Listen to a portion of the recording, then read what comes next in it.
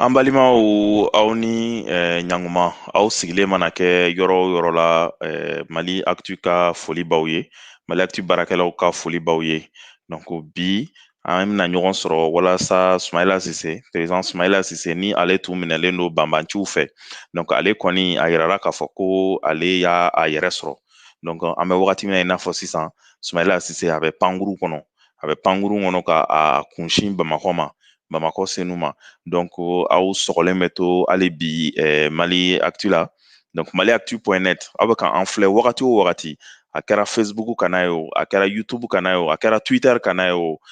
aw bɛ kibaruya fɔlɔw an mana ja fɔlɔ minnu sɔrɔ Sumayila Sise ko la aw bɛ olu ye ni Ala sɔnna a ma an kɔni an cɔngonen filɛ nin ye Bamako aéroport international président Modibo Keyita senu Sumayila Sise a yɛrɛ kɔni a bɛ yɔrɔ o yɔrɔ la sisan ani Bamako tɔ man jan bilen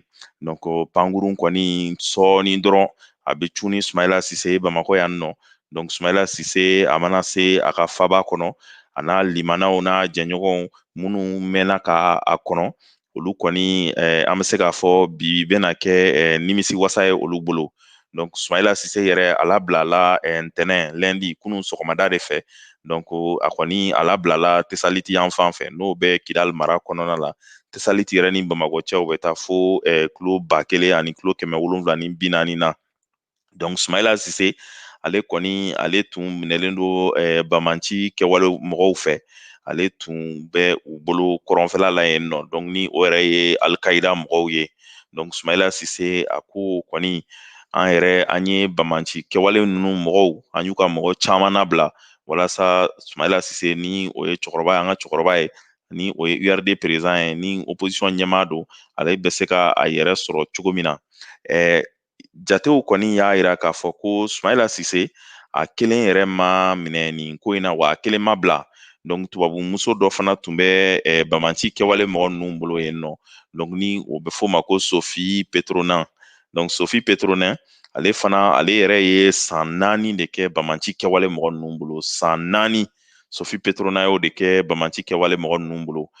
Sophie Petronan fana y'a yɛrɛ sɔrɔ ani Sumayila Sise an kɔni an dagalen bɛ aéroport la yan nɔ Bamako international senu ni Ala sɔnna a ma Sumayila Sise a kumakan fɔlɔw ani a ja fɔlɔw a bɛ u sɔrɔ Mali Actu bɔlɔlɔ sanfɛ Sumayila Sise yɛrɛ a ka bilali la ani Sophie ka bilali la an bɛ se k'a fɔ ko an ka famaw u ye dɛmɛ sɔrɔ kosɛbɛ n'i y'a ta k'a lajɛ i b'a ye k'a fɔ ko Faransi ka dɛmɛ ani Faransi ka wulikajɔ o fanga bonyana kosɛbɛ walasa Sumayila Sise bɛ se ka a yɛrɛ sɔrɔ cogo min na Faransi tɛmɛlen kɔfɛ ka bɔ yen Alizeri fana ni o ye an sigiɲɔgɔnw ye Alizeri ka wulikajɔ fanga bonyana kosɛbɛ walasa Sumayila Sise ale ni Sophie Petronan u bɛ se k'u yɛrɛ sɔrɔ cogo min na nin kɔni bi an bɛ se k'a fɔ nin ye nisɔndiya min ɲɛsinnen don URD tɔnden bɛɛ lajɛlen ma ani nisɔndiya min ɲɛsinnen don Sumayila Sise jɛɲɔgɔnw bɛɛ lajɛlen ma ani yɛrɛ Mali politiki mɔgɔ bɛɛ lajɛlen nin ye u bɛɛ de ka wulikajɔ ye u bɛɛ de ka cɛsiri ye nin ye u bɛɛ de ka hakilisigi ye nin ye bi kɔni Sumayila Sise ale ye wagati sɔɔni dɔrɔn pankurun tɔ man jan bilen sɔɔni Sumayila Sise sen bɛ cun anw fɛ faba kɔnɔ yan nɔ Bamakɔ senu ni Ala sɔnna a ma aw hakili mana kɛ ani aw garisɛgɛ mana kɛ ja fɔlɔ minnu ye ani kumakan fɔlɔ minnu ye Sumayila Sise a na o lase malidenw tulo kan Sumayila Sise yɛrɛ kɔni an b'a jateminɛ k'a fɔ ko banbanci kɛwale mɔgɔ ninnu u tun ye ale minɛ a tun minɛna campagne min ni o ye kalata ye Bulonkɔnɔ kalata o senfɛla la na Bulonkɔnɔ kalata in ale tun taara campagne na a ka siège la a ka fiɛfu la an b'a fɔ yɔrɔ min ma ko o ye Ɲafuge mara ye Sumayila Sise yɛrɛ ko in ye a sɔrɔ yen nɔ de nka hali n'i y'a ta k'a lajɛ bilali in kɔni na prisonnier ninnu bilali kɔfɛ an kɔni an m'a ye fan si k'a fɔ ko musaka dira yɔrɔ si la an m'a ye k'a fɔ ko musaka dira walasa Sumayila Sise bɛ se ka bila cogo min na Sumayila Sise yɛrɛ ale depuis 25 mars depuis le 25 mars ale tun minɛlen don banbanci kɛwale mɔgɔw fɛ ka taa ale daga yen nɔ a kelen tun tɛ ani Sophie Petronan Sophie Petronan yɛrɛ ale ye jɔn ye Sophie ale ye a bɛ fɔ min ma ko baɲumankɛ tɔnw n'o ye humanitaire ye ale ye humanitaire baɲumankɛ tɔn dɔ ye ale yɛrɛ Ala ye Mali kanu don ale dusukun na ka Mali diya ye hali tubabu kɛlen k'a fɔ ko tubabu bɛɛ ka an ka kɔrɔnfɛla ninnu bila ko yɔrɔw ma saniya ko yɔrɔw ma ɲi ale sofi kɔni ale ko k'ale tɛ se ka taa ko ka faratɔw ni sifintanw cogoya tɛ minnu bolo k'ale tɛ se ka olu to yen ale kɔni ye ala minɛ ka to a ka sigi la kɔrɔnfɛla in na yen sa k'a sababu kɛ gɛlɛya ye sofi yɛrɛ ale an bɛ se k'a fɔ nationalité fila b'a bolo française don suisse fana don sofi kɔni ale tun minɛna depuis le 24 décembre depuis 24 décembre 2016 ni sofi bɛ bamanci kɛwale mali mɔgɔ ninnu bolo n t'a dɔn ni aw hakili b'a la mali hakili bɔlɔlɔ sanfɛ an ye sofi denkɛ ka kuma caman lase an ye laseli caman kɛ o bɛɛ b'a yira k'a fɔ hali bi ko mali kɔni fɛn min ye cɛsiri ani wulikajɔ ye mɔgɔ fɛn fɛn mana na k'i bɛna anw dɛmɛ an ka jamana kɔnɔ ni kɔlɔlɔ y'i sɔrɔ an kan ka an ɲɛsin o ma o tɛmɛnen kɔ ka bɔ yen fana perezan sumayila sise bi kɔni sumayila sise ni a jɛɲɔgɔnw ni a baaraɲɔgɔnw bi ye donba de ye olu bolo don min ni perezan sumayila sise bɛna a yɛrɛ sɔrɔ a ka denbaya kɔnɔ avion kɔni a tɔ man jan kosɛbɛ an tulo bɛ avion yɛrɛ mankan na avion kɔni sumayila sise ka avion a bɛna don faba kɔnɔ yan sumayila sise ale mana cun faba kɔnɔ yan aw tulo garisigɛ mana kɛ ja fɔlɔ minnu ye ani aw ɲɛ garisigɛ mana kɛ ja fɔlɔ minnu ye k'aw tulo garisigɛ don kuma fɔlɔ minnu na ni ala sɔnna ma aw bɛ o sɔrɔ mali actu sanfɛ aw bɛ to connecté ale bi a b'an dɛmɛ ni partage ye a b'an dɛmɛ ni partage ye walasa an ka video kana tigɛ a b'an dɛmɛ ni partage ye a bɛ video partage comme ça sumayila sise a ja fɔlɔw kɔni ni ala sɔnna ma a bɛ ni i yɛrɛ sɔrɔ a ka denbaya kɔnɔna na mali actu bɔlɔlɔ sanfɛla la o kɔni n'i ye a ta k'a lajɛ i b'a ye k'a fɔ kasara min binna sumayila sise kan kasara in kɔni ni hali dɔw y'a bila janfa minɛn kɔnɔ ni dɔw ye a kɛ accident ye o kɔni sumayila sise bilalen kɔfɛ o bɛɛ ɲɛna dɔn sa minnu sen b'a la o famakɔrɔw sen kun b'a la o u sen kun t'a la o bɛɛ ɲɛna dɔn sa sumayila sise minɛna kun minnu kama walima janfa de tun sirilen don mali kama wa walima famakɔrɔ binnen mɔgɔw olu de tun ka laɲini don wa ka sumayila sise sen bɔ bulonko la walasa k'u sagona mɔgɔ sigi u bɛ se k'u sago sɔrɔ bulon kɔnɔ cogo min na walasa cɛkɔrɔba n'a den bɛ se k'a sago sɔrɔ jamana kɔnɔ cogo min na ni sumayila sise minɛkun tun y'o de ye ni ala sɔnna a ma don n'a nataw la a ko a bɛɛ ɲɛna dɔn sa ni sumayila sise yɛrɛ dun minɛkun tun ye dɔrɔn ala ma a garisigɛ diya komi camancɛla tiɲɛnen don ani bamanci kɛwale mɔgɔw ka sira bɛnna ɲɔgɔn ma o fana o n'a ɲɛdɔn o kɔni nin senfɛ bɛɛ y'a ye k'a fɔ komi an y'a yira cogo min na n ko bamanci kɛwale mɔgɔ ninnu hali ni wari ma d'u ma an fana ye u ka mɔgɔ dɔw labila an ye u ka mɔgɔ caman labila u ka prisonnier ninnu minnu labila la walasa sumayila sise ni sofi b'a yɛrɛ sɔrɔ olu caman bilala ɲɔnɔ an taar'u bila ɲɔnɔ n taar'u bila ɲɔnɔ o prisonnier ninnu taara bila ɲɔnɔ dɔw bilala tesaliti tesaliti prisonnier caman bilala yen nɔ avion taara ni o ye dimanche o dimanche kɔni an ka dɔnbaga minnu bɛ yen ni o ye an ka mɛruw n'an ka fɛnw ye olu kɔni y'a jira k'a fɔ ko jadisi baden nana avion na yen nɔ dimanche olu bilala caman bilala ɲɔnɔ fana ɲɔnɔ mara kɔnɔna na caman labilala yen nɔ o bɛɛ kun ye walasa sofi petrona komi ale yɛrɛ ye nin y'ale san 4 ye a bɛ tubabu bolo a bɛ bamanci kɛwale mɔgɔ ninnu bolo komi ale yɛrɛ mɛnna anw ka jamana kɔnɔ dɛmɛ sira fɛ a sɛgɛnna a den sɛgɛnna a ka denbaya sɛgɛnna a si kɔrɔbayalen fana don san 75 sofi petrona ye san 75 de sofi petrona bɛ nin bamanci mɔgɔ ninnu bolo minɛko jugu sira kan kabiri desanburu kalo tile 24 depuis san 2016 sofi u ye sofi yɛrɛ minɛ gawo de mara la sofi kun bɛ gawo sofi yɛrɛ ni gawokaw donna ɲɔgɔn na tellement fo sofi kun bɛ ɲini ka kɛ gawokaw dɔ ye a bɛ i janto denmisɛnninw la a bɛ denmisɛnninw tɔpɔtɔ kabiri sofi yɛrɛ minɛna an ye sofi jaw sɔrɔ siɲɛ 2 2017 ani 2018 u ka bamanci tɔn min bɛ yen ni a bɛ fɔ o ma ko GSIM ni o ye ko groupe de soutien à l'islam et aux musulmans ni o ye Al-Qaïda n'o ye Ben Laden ye mɔgɔ fagalaba Ben Laden min ni amerikɛnw ye dangara la o Ben Laden ka tɔn n'o ye Al-Qaïda ye o bolofara dɔ don anw bara yan nɔ donc olu de kɔni kɛlen kun don ka nin bamanci kɛwale ninnu jateminɛ sisan donc Sofi tun b'u bolo Sumayila Sise fana ale tun b'o mɔgɔ kelen ninnu de bolo donc n y'a fɔ cogo min na ni 2007 ni 2008 bɔra la Sofi yɛrɛ tun ma ye hali o la Sofi yelen juin a kɛra juin kalo wagati la 2008 Sofi tun sɛgɛnnen don donc musokɔrɔba sɛgɛnna u bolo musokɔrɔba ye a ɲini tubabuw fɛ a n'u ka ɲɛmaw fɛ k'u ka fɛn bɛɛ kɛ ko walasa a bɛ se ka a yɛrɛ sɔrɔ cogo min na wa Sofi denkɛ yɛrɛ dɔ n'o o ye Sebastien Chado ye ale fana ma sigi dɛ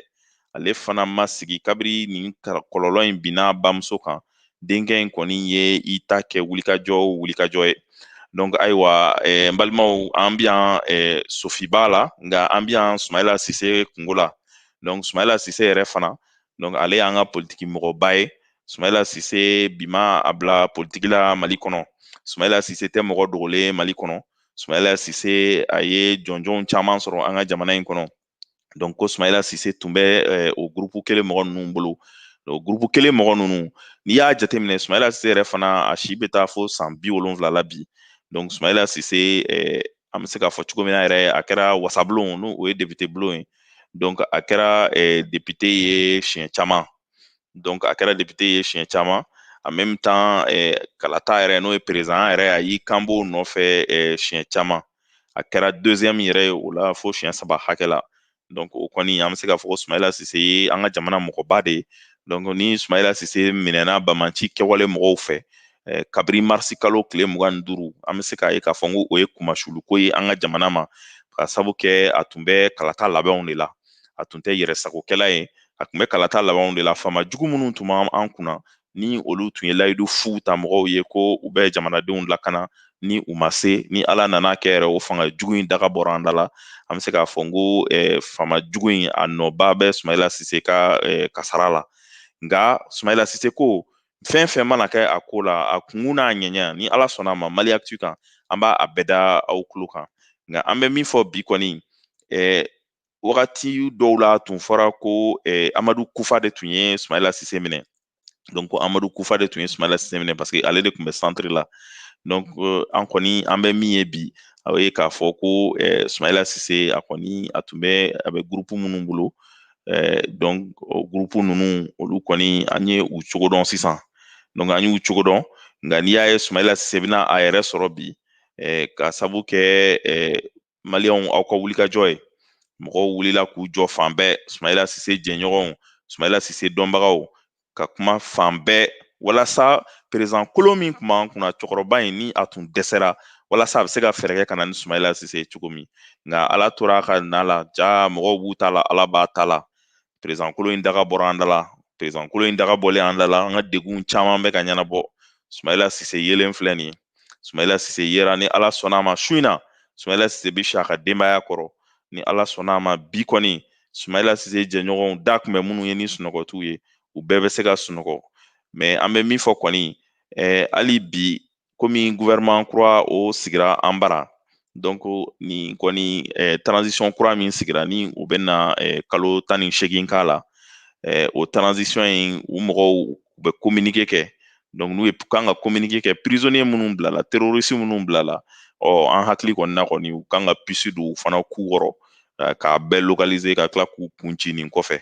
bari terroriste ninnu u fana u ni kɛnɛmala man kan parce que u bɛ mɔgɔw de faga u jogow man ɲi donc an k'an hakili to o yɔrɔ fana la gouvernement ka communiquéw kɛ u ka mɔgɔw hakili lasigi nka bi an ka président n'o ye Sumayila Sise ye donc ale kɔni ale bɛ pankurun kɔnɔ sɔɔni dɔrɔn miniti dama dama dɔrɔn Sumayila Sise ko pankurun yɛrɛ k'a tɔ man ca bilen donc wagatini fitinin dɔrɔn pankurun bɛna cun Bamakɔ senu yan nɔ donc ni pankurun cunna yan ni ala sɔnna a ma aw garisɛgɛ mana kɛ ja fɔlɔ minnu ye anw kɔni anw bɛ yan journaliste camanba bi yan presse bɛɛ bi yan nationali Mali taw internationali tubabu taw ani jamana wɛrɛw taw donc nin kɔni bi nin ye koba de ye bi Bamakɔ wa mɔgɔw bɛ ka na aéroport la cogo min na Sumayila jɛɲɔgɔnw u bɛ ka na Sumayila kunbɛli labɛnw sabati donc bi kɔni anw bɛ yan su in na Sumayila Sise bɛna a yɛrɛ sɔrɔ min kɛ Sumayila Sise a bɛna a ka denbaya lasɔrɔli min kɛ bi walisa an ni aw an mana ja fɔlɔ minnu sɔrɔ o la an mana kumakan fɔlɔ minnu sɔrɔ o la an bɛ olu da aw tulo kan nka hali bi an b'a a yira aw la k'a fɔ n ko perezan Sumayila Sise ale kɔni a labilala Sumayila Sise labilala a bɛ avion kɔnɔ an bɛ wagati min na i ko sisan a bɛ MINUSMA ka avion kɔnɔ avion kɔni kun sinnen don Bamako ma a labilala Tesaliti de a labilala kabiri kunun sɔgɔma a ye wagati sɔrɔ ka labɛnw sabati walasa u bɛ se k'u kunda Bamako kan cogo min na an bɛ wagati min na i ko sisan kɔni perezan Sumayila Sise ani a ka denbaya de ka surun sisan ka tɛmɛ kɔfɛla kan ka tɛmɛ Bamanci kɛwale ninnu ka yɔrɔw kan aw kana tamakiya a bɛ to sɔgɔlen Mali Actu la a b'aw abonné an ka pagew n'an ka gurupuw bɛɛ la a b'an suit fan bɛɛ fɛ fɛn fɛn mana kɛ Sumayila ko la bi kɔni aw bɛ kɛ aéroport la aw bɛ kɛ Sumayila Sise ka so aw bɛ kɛ Bamako sirabaw kan Sumayila Sise ko o ko b'a ko la a kunkun n'a ɲɛɲa ni Ala sɔnna a ma aw sɔgɔlen ka to Mali Actu la avion tɔ man ca bilen avion bɛ ɲini ka se Bamako senu avion bɛ ɲini ka se Bamako senu anw kɔni anw dafalen bi yan journalistes dafalen bi yan bɛɛ bɛ kɔnɔli la ko Sumayila Sise bɛ n'ale Sumayila Sise bɛ na a ka denbaya kɔrɔ Sumayila Sise min tun minɛlen don Bamanci kɛbale mɔgɔw fɛ a b'aw sɔgɔlen to hali bi Mali Actu la ni Ala sɔnna a ma sɔɔni dɔrɔn an bɛ direct lakuraya tuguni walasa ka jafɔlɔw di aw ma an bɛna don kɔnɔnaw la k'an gɛrɛ walasa an bɛ se ka jaw sɔrɔ ka ɲa cogo min na aw connectelen to aw sɔgɔlen to Mali Actu la